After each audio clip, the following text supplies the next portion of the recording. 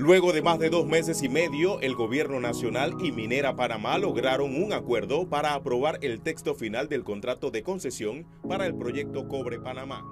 El gobierno de Cortizo busca imponer un nuevo contrato ley minero que legalizará la maleantería y el robo, como por ejemplo el caso de la tina de Relave, que ocupa 2.000 hectáreas fuera del área de la concesión, lo cual constituye un peligro contaminante del agua de los ríos circundantes y por ende de los habitantes de las comunidades aledañas, así como de la flora y fauna, y que según el ministro de la NAM, Milciades Concepción, se le reconocerá a la minera en esta ocasión.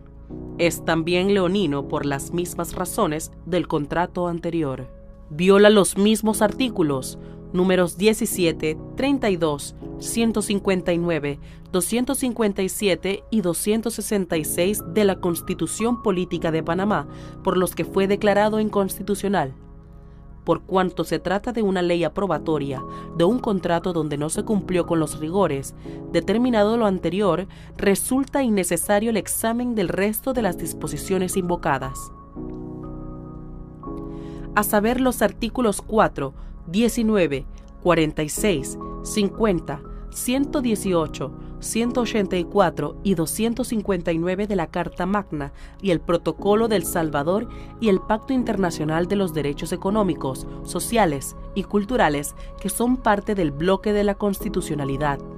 El gobierno de Cortizo ignora el hecho ya establecido en el fallo de inconstitucionalidad de que sigue vigente el decreto de Gabinete 267 de 21 de agosto de 1969, que creó el régimen jurídico especial para el otorgamiento de concesiones mineras en la zona de los yacimientos de Petaquilla, Río Medio y Botija.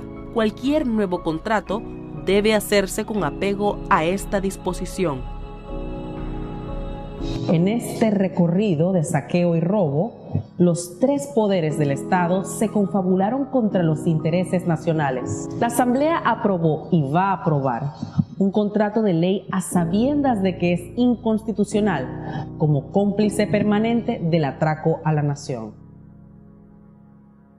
Sucesivos gobiernos han permitido el robo a la nación y el establecimiento de un cuasi enclave colonial donde se violan los derechos laborales, se irrespetan las leyes y la constitución del país, donde la autoridad es el CEO de Minera Panamá, el australiano Tristan Pascal, y donde la minera se apropia de tierras del Estado en pleno corredor biológico mesoamericano. La Corte declaró la inconstitucionalidad de la ley en diciembre de 2017, cuando el contrato ya había vencido, es decir, en febrero de 2017.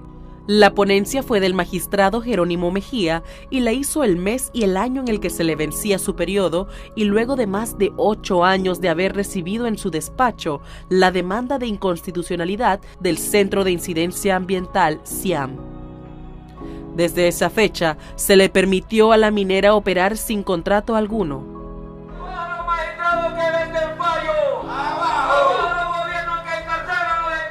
Venimos a pedir la derogatoria de los artículos que permiten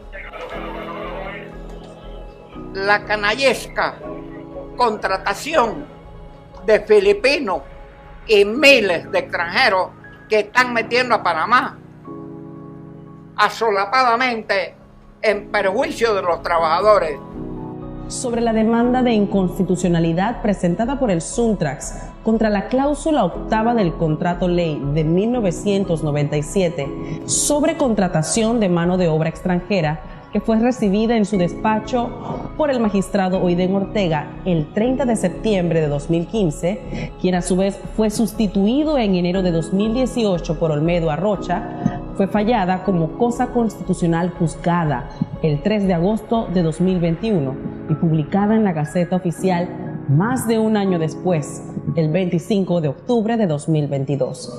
Es decir, mucho después de que esa fuerza laboral se había retirado del país y más de 7 años después de presentarse el recurso. Eso demuestra que esta justicia tardía de la Corte no es justicia. Es una injusticia que favorece a los sectores de poder económico y así ha procedido siempre. El gobierno, diputados y magistrados saben que el nuevo contrato ley también es inconstitucional, pero poco les importa la legalidad porque están seguros de que se fallará como la primera vez 20 años después. La consulta pública que anunció el ministro del MISI, Otto Boyd, Federico Alfaro Boyd, no es vinculante y es una burla al pueblo, que carece de información sobre unas negociaciones celebradas a sus espaldas y contraviniendo la Constitución. En la consulta de este mismo gobierno del Pacto Bicentenario Cerrando Brechas, que se aseguró que era vinculante, ya el pueblo dijo no a la minería a cielo abierto. Citamos: moratoria de minería metálica en Panamá. Brecha: deficiente capacidad técnica y poca asignación presupuestaria para fiscalizar la actividad minera. La explotación extensiva e intensiva de amplias zonas boscosas dedicadas actualmente a la explotación minera está colocando nuestras cuencas hidrográficas en una zona de riesgo crítica, lo que crea un reto para la sostenibilidad ambiental como país.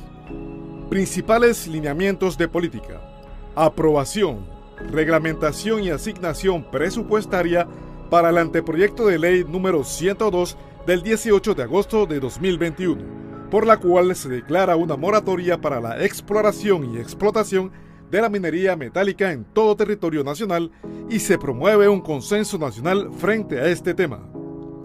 Consejo Consultivo del Pacto del Bicentenario Cerrando Brechas.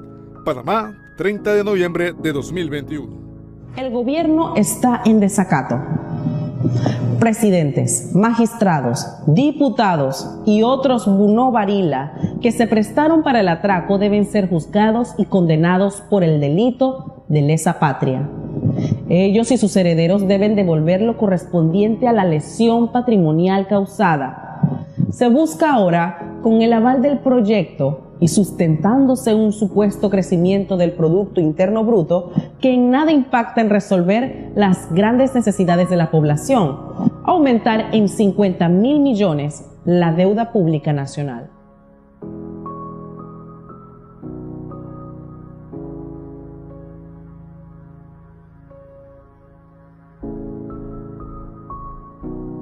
Estamos ante un conflicto de intereses entre el Grupo de Minera Panamá y sus socios locales e internacionales y el grupo original de Pfeiffer y sus socios, entre los que aparentemente están el propio Cortizo, los amigos con los que se fotografió y hoy son propietarios de la concesión Mina de Oro Molejón, Broadway Strategic Minerals, que no ha explotado una mina en el mundo, y el lugarteniente de Richard Pfeiffer, José Gabriel Carrizo, candidato presidencial del PRD para el 2024, quien también aparece en la fotografía. Se pagan muchas coimas, sobornos y se conceden acciones al portador para politiqueros sedientos de plata en campaña electoral.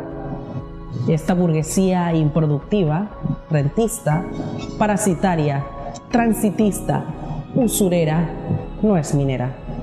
Lo que hace es, gracias a los contactos que tienen los diversos gobiernos, hacerse con concesiones del Estado para luego negociarlas, especular y venderlas a corporaciones internacionales.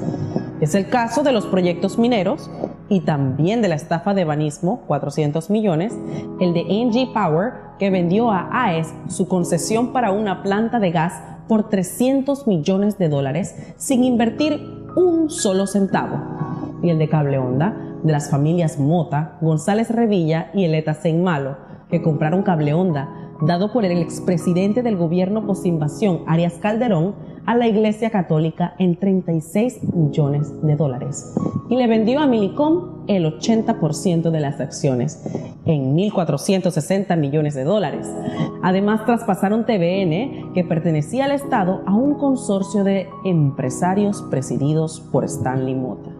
Es la lógica de este capitalismo voraz. La máxima ganancia en base a un modelo basado en un crecimiento económico que no se traduce nunca en bienestar para la población, sino en favor de un puñado de ultramillonarios que concentran en sus manos las riquezas que genera todo un pueblo.